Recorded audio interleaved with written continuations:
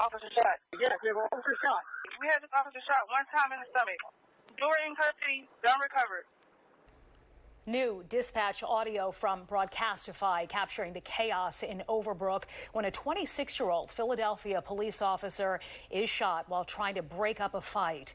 That officer, on the job for about a year, shot right outside Overbrook High School around dismissal time. This is the 10 o'clock news. I'm Sheba Russell. And I'm Dawn Timoney. There are still a lot of questions emerging tonight after this tragic shooting, but here is what we know right now. Philadelphia police say the fight involving kids broke out just before 3 o'clock this afternoon near the 1900 block of North 59th Street. Police say someone called a 30-year-old man who they say showed up at the brawl armed and fired a shot at the ground. That bullet ricocheting and hitting the police officer in the stomach under his ballistic vest.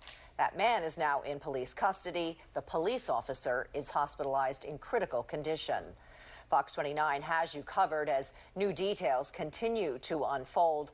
Right now, our Steve Keeley is outside the hospital where the officer was rushed for surgery. But we begin with Chris O'Connell. And Chris, you were able to obtain the video showing that brawl. We were, Sheba, but first and foremost, that Philadelphia police officer remains in critical condition at Presbyterian Hospital tonight after being shot during a street fight outside of Overbrook High School. Police say a man, a 30-year-old, who was called to that street fight, showed up with a gun and started firing. The chaos after classes let out at Overbrook High School caught on video obtained by Fox 29.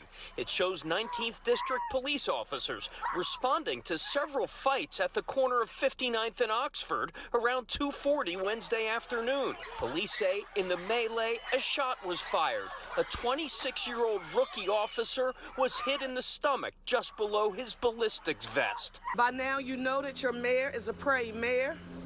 And I am asking Philadelphia to pray for our officer right now, whatever your faith. In the video, you see police rushing over to help the wounded officer. Who got shot? The officer, with just about a year on the force, was scooped and rushed to Presbyterian Hospital. Police say it wasn't a student, but an adult, a 30-year-old man who was called and arrived to the fight firing a Ruger 57.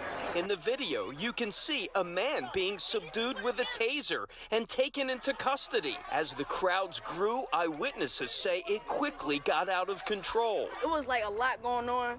Officers, it was just like, it was just everything going on, and people was fighting. Then you seen a cop bleeding, he got in a car. As investigators comb the crime scene and tow away a car as evidence, outside Presbyterian Hospital, Philly's police commissioner with an emotional, frustrating response. When you are an adult, you're the damn adult.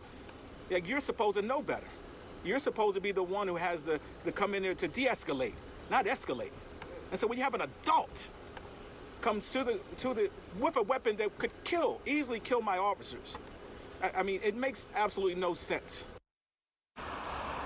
And coincidentally, the Philadelphia police commissioner and the mayor spent this morning and afternoon meeting with the families of fallen firefighters and fallen police officers. Just a couple hours later, they were rushing to the hospital after one of their rookie police officers were shot. So far, no identification on that suspect. We could also tell you that additional school resource officers will be brought in to Overbrook High School tomorrow. The police commissioner clearly fed up and frustrated. Chris, thank you.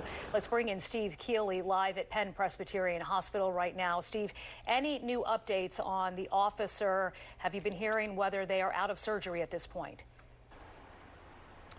Well, nothing official updated since that 5:30 news conference where we were told the officer was critical, but he was still in surgery at that point. Following the surgery, we were told unofficially from officers not in charge of speaking to the public, telling us it was a long surgery, but critical, but stable. And that tells you why the officers felt it was okay to leave this side right now, maybe come back later for updates. That means he's out of the worst part of it, and that means no more life-threatening situation for this officer as we know it. This is the work that they do. We honor that work. You know, and I'm proud to be here, standing here, talking about my officer up there and all these officers standing behind me. And also standing as close as possible outside the emergency room while their young colleague was in a long surgery, knowing it could easily be them on the other side of those doors with a bullet in them. And I know we drive this hospital crazy when we come to this location, but I'm just so proud of how they take care of all of the individuals, whether it be my police officers or just individuals who were shot and killed in this community, how they treat and service them. By the time I got in there, hell, there was about 15 people around them. Just 26 years old, just over a year on the force, who didn't even realize right away that he had taken a large caliber slug to his abdomen. During this altercation, the individual appears to have fired the weapon into the ground. It appears at this point the weapon, the cartridge then ricochets and hits my officer under his vest. During this altercation, it appears he is not aware immediately that he's been shot. At some point during the incident, it's recognized that he has been shot and he's transported here. The officer's mother, brother, and other family, along with his large police family, here by his side, and strength and spirit to help pull him through. This is when you get to see the courage that my men and women, the tenacity, the resilience, the understanding in the moment. This is what we do.